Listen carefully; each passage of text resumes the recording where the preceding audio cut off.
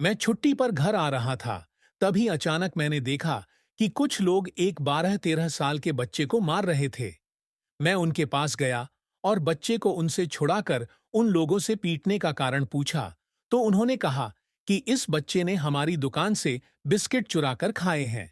मैंने दुकानदार को बिस्किट का दोगुना दाम देकर बच्चे को उनसे अलग लाया।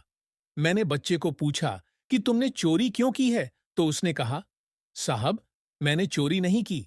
मैं कल से भूखा था और भोजन की तलाश में इधर घूम रहा था कि अचानक मेरी नजर दुकान के पास पड़े बिस्किट के पैकेट पर पड़ी, जिसे एक कुत्ता खाने की कोशिश कर रहा था।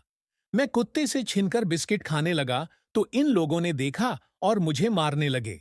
फिर मैंने उसका नाम पूछा तो वह बोला, छोटू। मैंने उसके माता पिता के बारे में पूछा तो पता चला कि वह अनाथ है। वह काम की तलाश में भटक रहा है। मैं छोटू को अपने साथ अपने घर ले आया। मेरे घर में मेरी माँ ही थी, क्योंकि बहनों की शादी हो चुकी थी और पिताजी कुछ वर्ष पहले ही गुजर चुके थे। छोटू के घर आने से माँ को भी काम में राहत मिली। घर का छोटा मोटा काम अब छोटू कर लेता था। मेरी छुट्टियां समाप्त और मैं ड्यूटी पर गया और छोटू को बोलकर गया कि अब वो माँ का ख्याल अच्छे से रखे। मैं वहां से रोज माँ छोटू बात कर लेता। एक दिन माँ को अचानक दर्द हुआ तो छोटू ने माँ को डॉक्टर को दिखाया और जांच के बाद डॉक्टर ने छोटू से कहा कि इनकी दोनों किडनी खराब हो गई हैं। अब ये तभी जिंदा रह सकती हैं जब इसे कोई अपने किडनी दान दे। छोटू ने बिना कुछ सोचे समझे अपनी किडनी मां को डोनेट कर दी। पर डोनेट करने से पहले छोटू ने यह कहा कि यदि मां पूछे तो कह देना कि छोटू अपने गांव लौट गया है। सुबह हुई तो मां जिंदा थी, पर छोटू बहुत दूर जा चुका था।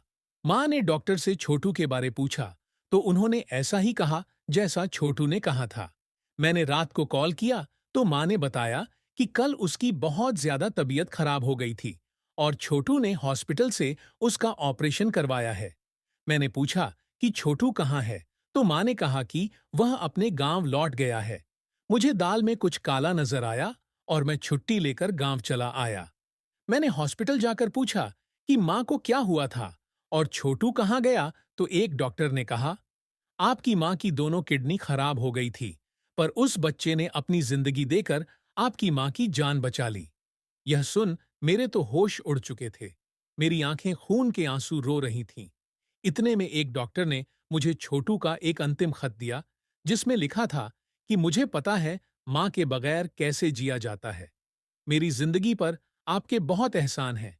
मैं खुश हूं कि मेरी जिंदगी से आज कोई अनाथ होने से बच गया और इतने दिनों में मुझसे कुछ गलती हुई हो तो माफ कर देना। अलविदा। मेरे कपड़े आंसुओं से पूरे भीग चुके थे और मैं सोच रहा था कि उसका नाम ही छोटू था।